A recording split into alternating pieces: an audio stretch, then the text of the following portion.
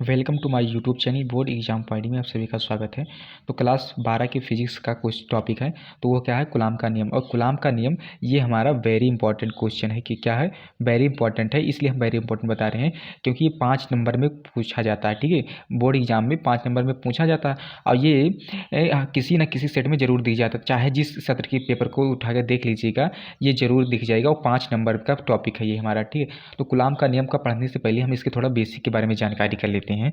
पहले क्या था, जब कूलाम का नियम नहीं था, उस बारे में उस पहले से जब कूलाम के नियम के बारे में कोई जानकारी हमें नहीं था, तो पहले क्या था कि हमें इतना तो पता था कि हमारा जो आवेश होता है एक प्रकार के आवेश जो होते हैं वो एक दूसरे को क्या करते हैं, प्रतिकर्षित करते हैं, एक दूसरे से दूर भागते हैं। और यदि प्रतिकर्षित यानी विपरीत प्रकार के आवेश होते हैं तो एक दूसरे को क्या करते हैं, आकर्षित करते हैं। ठीक है, आकर्षित करते हैं एक दूसरे को। तो इतना तो हमें पता था, लेकिन इन दोनों के बीच की दूरी के बारे में कोई जानकारी हमें नहीं थी। ठीक है, इनके बीच में कोई जानकारी नहीं थी। तो इसलिए इन्होंने सन 1785 ईस्वी में, ठीक है, सन 1785 ईस्वी में फ्रांसीसी वैज्ञानिक कूलाम जिनका नाम है, इन्होंने अनेक प्रयोगों से प्राप्त किया कि दो स्थिर बिंदु आवेश के बीच कार्यरत विद्युत बल का इन्होंने ये नियम दिया। ठीक है, क्या दिया, ये नियम दिया, जिसे हम क्या कहते हैं, कूलाम का नियम कहते हैं। ठीक है, तो कूलाम के नियम का आते हैं पढ़ते हैं। कूलाम ने तब इन्होंने परिभाषा दिया कि कहा है कि किन्हीं दो स्थिर बिंदु आवेश के बीच कार्यरत विद्युत बल दोनों आवेशों के परिमाण के गुणनफल के अनुक्रमानुपाती तथा उनके बीच की दूरी के वर्ग के व्युत्क्रमानुपाती होता है। ठीक है, क्या होता है, उनके वर्ग के व्युत्क्रमानुपाती होता है। ठीक है, व्युत्क्रमानुपाती होता है, इतना इन्होंने ये परिभाषा दिया। तो इस बल की दिशा दोनों आवेशों को मिलाने वाली रेखा के अनुदिश होती है। क्या होती है, अनुदिश होती है, यानी कि अपोजिट होती है। ठीक है, अपोजिट।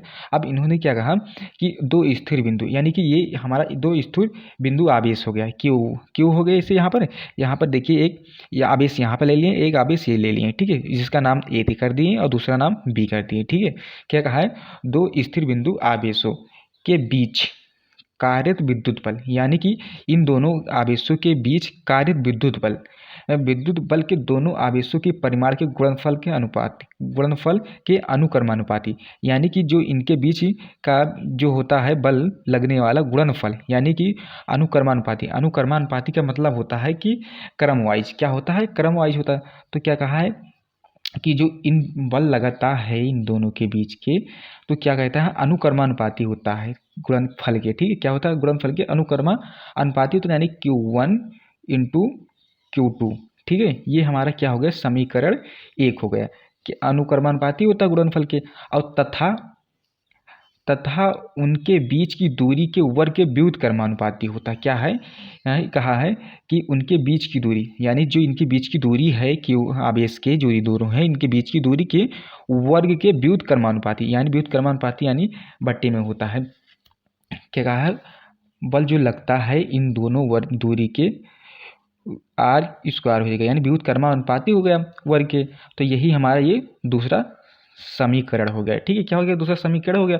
अब इसे लिखेंगे समीकरण 1 व 2 को मिलाने पर, यहाँ पर लिखेंगे समीकरण 1 व समीकरण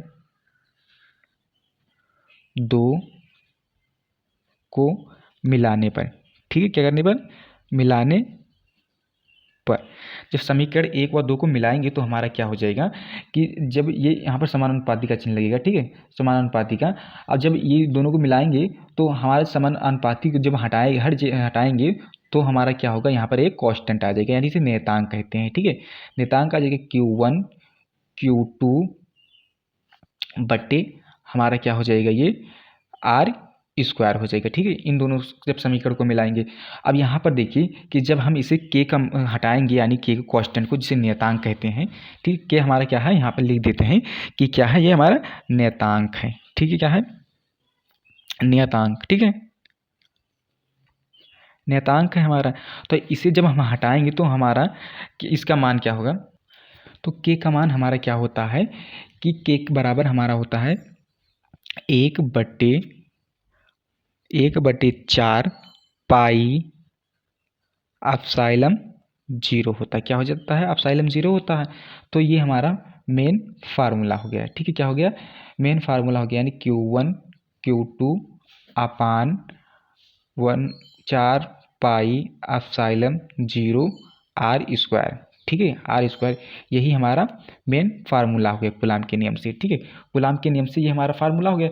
अब यहाँ पर देखिए कि जो हमारा 1/4 यानी कि ये के का मान जो क्वेश्चन का होता है, इसका वैल्यू क्या होता है? ठीक है, क्या होता है? वैल्यू क्या होता है इसे हम जानते हैं। तो इसका वैल्यू हमारा क्या होता है? पूरे का होता है 9 × 10⁻⁹ और इसका क्या होता है? न्यूटन मीटर स्क्वायर प्रति कूलाम स्क्वायर होता है। क्या होता है? न्यूटन मीटर स्क्वायर प्रति कूलाम स्क्वायर होता है। ठीक है, ये होता है। अब यहाँ पर देखिए जो एप्सिलॉन होता है, ये क्या है? निर्वात की विद्युतशीलता है। लिखेंगे एप्सिलॉन जो है, लिखेंगे जहाँ एप्सिलॉन निर्वात की विद्युतशीलता है। क्या है? विद्युतशीलता है। ठीक है, निर्वात की विद्युतशीलता है। अब इसका मान हमारा क्या होता है? होता है एप्सिलॉन 0 का मान होता है 8.855 × 10⁻⁻12 कूलाम स्क्वायर बटे न्यूटन मीटर स्क्वायर होता है। ठीक है, ये होता है। वीडियो अच्छा लगे तो लाइक करें, नए हो तो चैनल को जरूर सब्सक्राइब करें। Thanks for watching this video.